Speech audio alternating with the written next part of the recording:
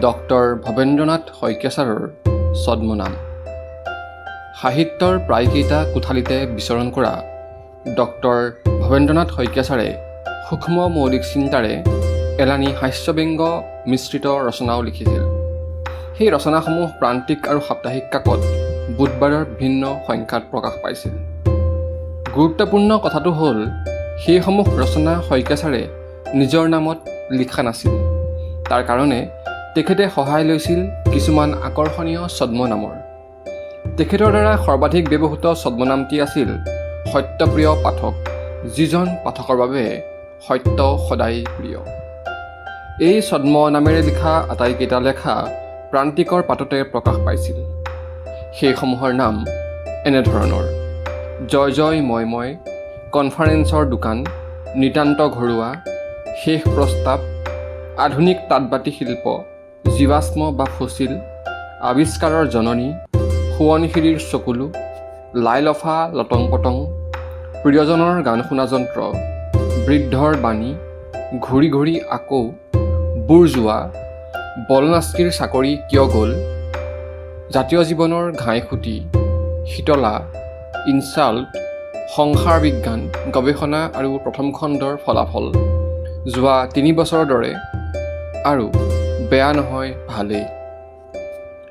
সত্যপ্ৰিয় পাঠকৰ পাছত ছাৰে বেছিকৈ ব্যৱহাৰ কৰিছিল সদানন্দ পাঠক নামৰ ছদ্মনামটি। এইটো ছদ্মনামেৰে তেখেতে সৰ্বমুঠ 6টা লেখা লিখিছিল। লেখাকেইটা হৈছে সোণালী এণ্টাৰপ্ৰাইজ, বিগ ক্লোজ আপ, বেলি ডুবাৰ সময়, পৰম প্ৰিয় বন্ধুবৰ, বিশ্বাসঘাতক বান্দৰ আৰু ভিতৰবিলাক।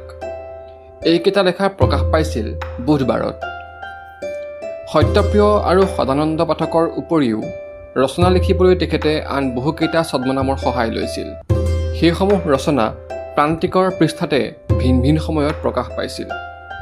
লেখাবোৰৰ শিৰোনাম আৰু তেখেতে ব্যৱহাৰ কৰা ছদ্মনাম তলত উল্লেখ কৰিলোঁ: এদিন বাদে এদিন, ৰজনী দত্ত; দিগম্বৰ বুৰজোৱা, বিৰাজ মোহন বৰুৱা; নিজৰ প্ৰেছক্ৰিপশ্যনৰ ঔষধ, গোলোক মহন্ত; কেণ্ডিডেট, দিবাকৰ নেওগ; খাদ্যপ্ৰাণ, গৃহানন্দ স্বামী; শৃংখল, বিচিত্ৰা দত্ত; বাটৰ আমনি, অৰবিন্দ দত্ত; আনন্দ, সুকুমাৰ দত্ত; ডিঙিৰ খজুৱতী, মানৱেন্দ্ৰ দাস; সদায় কাঠৰ বাকচ নেলাগে, নি কা ব; মোৰ ৰাশিফল সদায় ভাল, পৰমানন্দ ৰাজগুৰু; বহাগৰ কথা, সেই সভাখন, এজন অৱসৰপ্ৰাপ্ত মুখ্য অতিথি আৰু ইণ্টিমেট, কুসুম কুমাৰ বৰুৱা।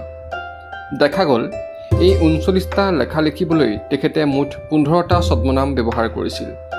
অসমীয়া সাহিত্যৰ জগতত ইমানবোৰ ছদ্মনাম ধাৰণ কৰি সাহিত্য সৃষ্টিত নিয়োজিত হোৱা লেখক বোধ হয় শইকীয়া ছাৰেই। উল্লেখনীয় যে তেখেতৰ এই আটাইবোৰ ৰচনা পাছলৈ কল্পলোকৰ কাহিনী নামৰ এখনি গ্ৰন্থত সন্নিৱিষ্ট কৰা হৈছে।